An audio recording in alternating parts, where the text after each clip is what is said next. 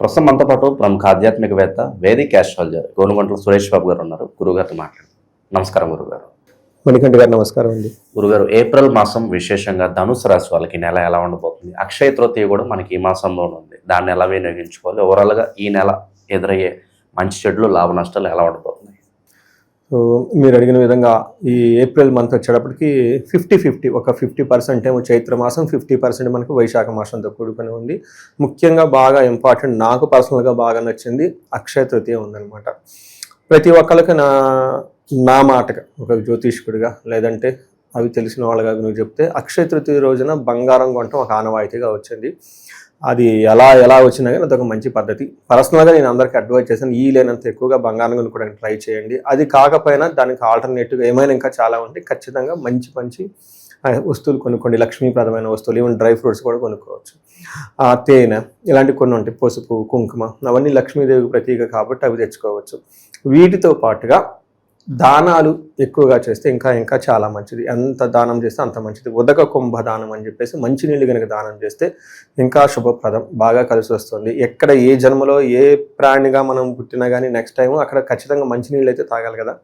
అందుకని ఇప్పుడు నీళ్లు కనుక దానం చేస్తే మంచినీళ్ళు మనకి ఎప్పుడు దొరుకుతుంటాయి. ఇప్పుడు మనం భోజనం చేస్తుంటే ఏ జన్మలో ఎక్కడున్నా కానీ మళ్ళీ మనకు భోజనం దొరుకుతుందని చెప్పేసి శాస్త్రాలు వివరించడం జరిగింది. ఎప్పుడు తరిగిపోకుండా అది ఎన్ని జన్మలు ఎత్తినా మన దగ్గరే ఉంటుంది కాబట్టి అది చాలా విశిష్టత గల రోజు అండి. అది ఏ ప్రకారంగా చూసుకున్నాం అందరూ ఆ పండుగ చక్కగా చేసుకోవాలని చెప్పేసి రీసెంట్గా ఎప్పుడో వచ్చేటప్పుడు ఒకటి ఇన్స్టాల్ పోస్ట్ ఎవరో షేర్ చేశారు, చూశాను. అంటే సొసైటీలు జరుగుతూ ఉంటాయి కదా, ఈ సొసైటీలు జరుగుతూ ఉన్న రాష్ట్రాలలో రకరకాల, కొంతమంది ప్రేమ గురించి సొసైటీలు, కొంతమంది ఇలా రకరకాల సొసైటీలు చేసుకుంటే, తెలుగు రాష్ట్రాల్లో డబ్బు గురించి సొసైటీలు చేసుకుంటున్నారంటండి. ఆ సర్వేలో ఉంది అన్నమాట. అలా ప్రతి ఒక్కళ్ళు, అసలు ఆంధ్ర రాష్ట్రంలో ధనానికి అనే ఇబ్బందులు పడేవాళ్ళు ఎవరు ఉండకూడదు. అసలు ధనం అనేది అసలు మనిషిలో ఆలోచించకూడదు, అంత ధనం ఉండాలని చెప్పేసి ఈ సందర్భంగా అందరిని కోరుకుంటున్నాను. అందులో ధనుసు రాశి వాళ్ళకి ఇంకా ధనం, వీళ్ళు బిజినెస్ మైండ్లు. ధనుసు రాశి వాళ్ళు అంటే మామూలు వాళ్ళు కాదండి. వాళ్ళకి 2 గురువులకి వీళ్ళకి కలిసి ఉన్నారు. అందుకని పెద్ద బిజినెస్ మ్యాన్లు కనుక మీరు వాళ్ళ జాతకంలో చూసుకుంటే టాప్ 10 బిజినెస్ పీపుల్ చూసుకుంటే అందులో ఖచ్చితంగా ధనుసు రాశి వాళ్ళు ఉంటారు. అలా ఉన్న వాళ్ళకి కొంచెం అర్ధాశంశ్రీ నడవడంతో ఇబ్బందులుగా ఉన్నారు. వాటి నుంచి బయటికి రావాలని చెప్పేసి తొందరగా మనం కోరుకుందాం. తగు పరిష్కారాలు చేసుకోవాలని చెప్పేసి, రెమెడీలు చేసుకోవాలని చూద్దాం. ఈ మంత్ చూస్తే వీళ్ళకి కొంచెం మిక్స్డ్గా ఉంటుందని గమనించాలి. ఇందులో ఫస్ట్ ఉన్న నక్షత్రాలు చూసుకుంటే మీ అందరికి బాగా పాపులర్గా తెలిసింది మూలా నక్షత్రం 1, 2, 3 పాదాలు, తర్వాత పూర్వాషాఢ 1, 2, 3, 4 పాదాలు, ఉత్తరాషాఢ ఫస్ట్ పాదం అంతా ఇందులో ఉంటారు. పేరు బలం కనుక చూసుకుంటే ఏ, యో, బా, బీబు, దా, బే, దా అన్న పేరు అక్షరాలు కూడా ఇందులో ఉంటాయి. 4 గ్రహాలు మారుతూ ఉండడంతో ఈ 4 గ్రహాల గురించి ఎలా ఉంటుంది అంటే, ఫస్ట్ 15 days వీళ్ళకి మానహాని, అవమానం చేసేవాళ్ళు ఎక్కువ ఉంటారు.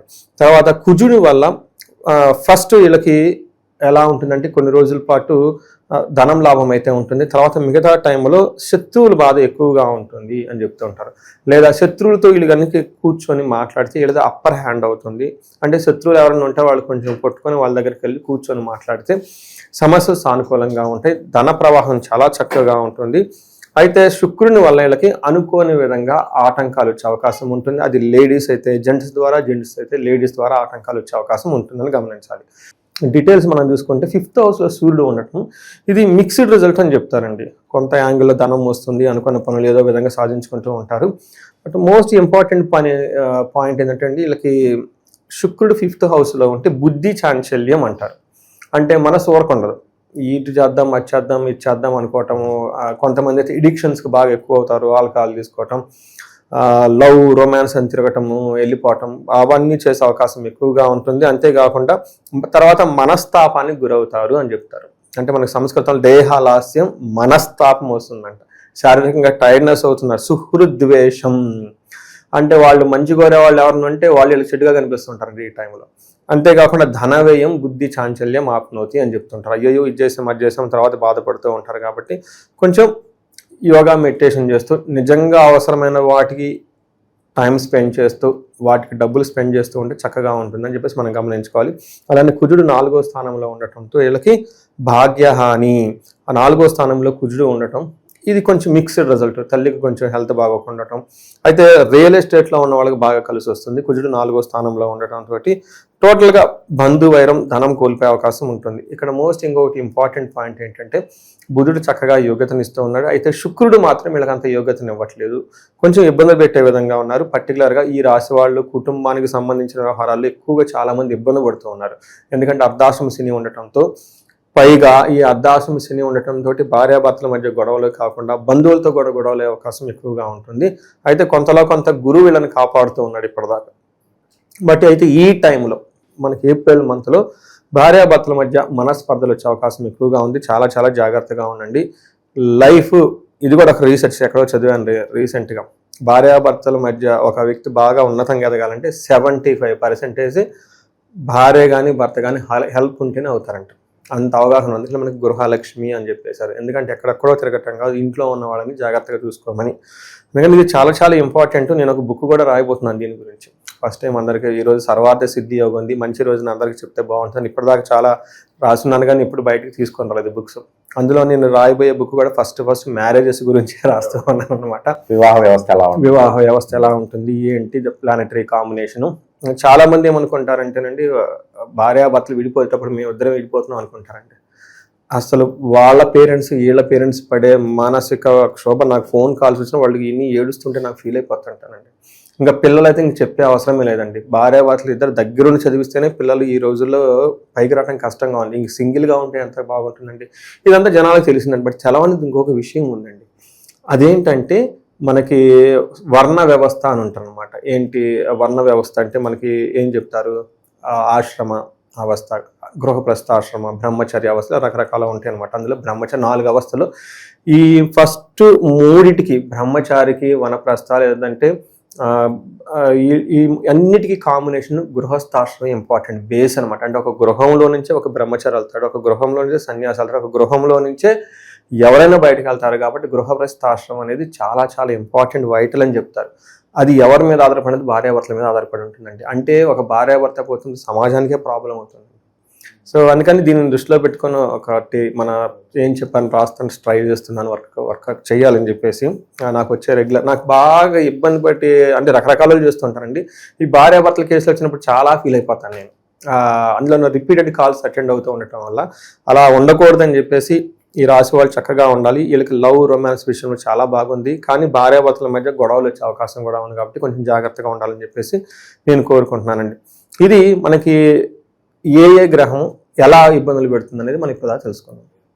ఇక ఈ రాశిలో ఉన్న నక్షత్రాలు వాళ్ళకి ఎలా ఉండబోతుంది అంటారు? ఇది మూల, పూర్వాషాఢ, ఉత్తరాషాఢ నక్షత్రం. ఇందులో మూలా నక్షత్రం వాళ్ళకి జయప్రదంగా ఉంటుంది, ధనం బాగుంటుంది, అనుకున్న పనులను చక్కగా జరుగుతూ ఉంటుంది. అయితే వాళ్ళకి భయపడే అవకాశం ఉంటుంది, హెల్త్ కాంప్లికేషన్స్ ఉండే అవకాశం ఉంటుంది. అలానే పూర్వాషాఢ నక్షత్రం వాళ్ళకి జయము, ధన ప్రాప్తి, బంధించబడినటువంటి అవకాశం ఎక్కువగా ఉంటుంది, గొడవలు వచ్చే అవకాశం ఉంటుంది. తర్వాత పూర్వాషాఢ నక్షత్రం వీళ్ళకి ఈ మంత్ అంతా జయప్రదం, ధనలాభం, ఈ 2 మొక్కలు జాలీలకి బాగుంది. ఇదే కొంతమందికి ఎవరికన్నా ఉంటే అతిగా భయపడే అవకాశం పరిస్థితులు ఉంటాయి. కాబట్టి ఓవరాల్గా చూసుకుంటే అంతా బాగుంది. ఇంకొక చిన్న సూచన, పూర్వాషాఢ, ఉత్తరాషాఢ నక్షత్రం వాళ్ళకి మనీ ఆన్లైన్లో ట్రాన్సాక్షన్ చేసేటప్పుడు రాంగ్ ట్రాన్సాక్షన్ చేసి డబ్బులు కోల్పోయే అవకాశం ఉంటుంది. లేదా అమ్మేటప్పుడు, కొనేటప్పుడు, ఏదైనా ట్రాన్సాక్షన్ డీలింగ్స్ చేసేటప్పుడు బై మిస్టేక్ రాంగ్గా డీల్ చేసి ఉన్నదాన్ని కోల్పోయే అవకాశం ఉంటుంది. కాబట్టి అట్లాంటి సందర్భంలో వీళ్ళు వేరే వాళ్ళ హెల్ప్ తీసుకొని మధ్యవర్తుల ద్వారా వాళ్ళ ద్వారా డీల్ కనుక చేస్తే చాలా బాగుంటుందని గమనించాలి. ఓకే, ఇక ఎలాంటి పరిహారాలు బాగుంటుందంటారు? వీళ్ళకి సూర్యుడు, శుక్రుడు ఇద్దరు 2 గ్రహాలు కొంచెం ఇబ్బంది పెట్టే విధంగా ఉన్నాయి. ఒకటి సూర్యుడికి సంబంధించి సూర్యుడికి ఆర్ఘ్యం ఇవ్వటం, సూర్యాష్టకం చదవటం. ఇంకా ఎవరికైనా జాబుల్లో ప్రాబ్లం ఉంటే మనకి ఆదిత్య హృదయ స్తోత్రం అని ఉంటుందండి. ఈ 3 ఏదో ఒకటి కరెక్ట్గా వాళ్ళు చదువుకుంటే బాగుంటుంది. అంతేకాకుండా శుక్రుడికి వీళ్ళకి ఏమని చెప్తారు, ఇబ్బంది పెట్టే విధంగా పరిస్థితి ఉంది. కాబట్టి పెద్దవాళ్ళు లేడీస్ ఎవరి దగ్గర బ్లెస్సింగ్స్ తీసుకొని వర్క్ చేస్తే బాగుంటుంది. వీళ్ళకి తులసి చెట్టు ఇంట్లో ఖచ్చితంగా అందరికీ ఉంటుంది. ఒకవేళ లేకపోతే తులసి చెట్టు పెట్టుకొని చక్కగా డైలీ నీళ్లు పోయటం, కొంచెం దీపం వెలిగేయటం, ఇలా దండం పెట్టుకోవటం మనసులో చేస్తూ ఉంటే ఈ యొక్క లక్ష్మీదేవి యొక్క అనుగ్రహం, శుక్రుడి యొక్క అనుగ్రహం కలిగిస్తూ ఉంటుంది. అలానే ఈ మాసంలో లేడీస్ని ఈ రాశి వాళ్ళు వేరే వాళ్ళని తిట్టుకొని ఉంటే అది కూడా ఒక పరిహారం కింద వస్తుంది. చాలా సింపుల్గా ఉంటుంది అనమాట. బట్ ఇవి కాకుండా స్వతహాగా వాళ్ళ ఇండివిజువల్ జాతకంలో ఎవరికైనా కనుక ప్రాబ్లమ్స్ ఫేస్ చేస్తూ ఉంటే ఎలాంటి ప్రాబ్లం అయినా సరే ఖచ్చితంగా సొల్యూషన్ ఉంది. మీరు చేయాల్సిందల్లా మీ జాతక చక్రం చూపించుకొని అందులో ఏమైనా శాపాలు ఉన్నాయా, గ్రహ దోషాలు ఉన్నాయా తెలుసుకొని వాటి తగు విధంగా పరిష్కారాలు చేసుకుంటూ ఉంటే బాగుంటుంది. పర్టికులర్గా ధనం గురించి వీళ్ళకి స్వర్ణలక్ష్మి విశేష హోమం చేయించుకున్న, కుబేర పాశుపత అభిషేకం చేయించుకున్న ధన ప్రవాహం వచ్చేస్తుంది, ధనం నిలబడి ఉంటుంది. భార్యాభర్తల మధ్య అన్యోన్య దాంపత్య పాశుపత అభిషేకం తీసుకోవటము, ఇలా అభిషేకాలు ఇవన్నీ చేయించుకోవటం. ఇప్పుడు ఎడ్యుకేషన్ అకాడమిక్స్ కాబట్టి ఇన్ కేసు ఎవరికైనా వాళ్ళకి మేధా దక్షిణామూర్తి హోమం చేయించుకున్న, లేదంటే నీలా సరస్వతి అమ్మవారి యొక్క మంత్ర జపం చేయించుకున్న, అకాడమిక్స్లో చాలా చక్కగా పెర్ఫార్మెన్స్ చేసి అద్భుతంగా రాణించే అవకాశం ఉంది. ఒకటి గుర్తుపెట్టుకోవాలి, వీళ్ళలో బిజినెస్ పీపుల్ ఎక్కువగా ఉంటుంటారు కాబట్టి వాళ్ళు బిజినెస్ ఈ టైంలో తక్కువ ఉండే అవకాశం ఉంటుంది. ఎలాంటి సమస్య ఉన్నా కానీ ఒక్కసారి మనకి వెనక కన్సల్ట్ అయితే వాళ్ళ జాతకం చూసి తగు పరిష్కారాలు చేసుకుంటే ఖచ్చితంగా సొల్యూషన్ ఉంటుంది పక్కనే. ధనుసు రాశి వాళ్ళ పరిస్థితి ఎలా ఉండబోతుందో మంచి విశ్లేషణ అందించారు. ధన్యవాదాలు. ధన్యవాదాలండి.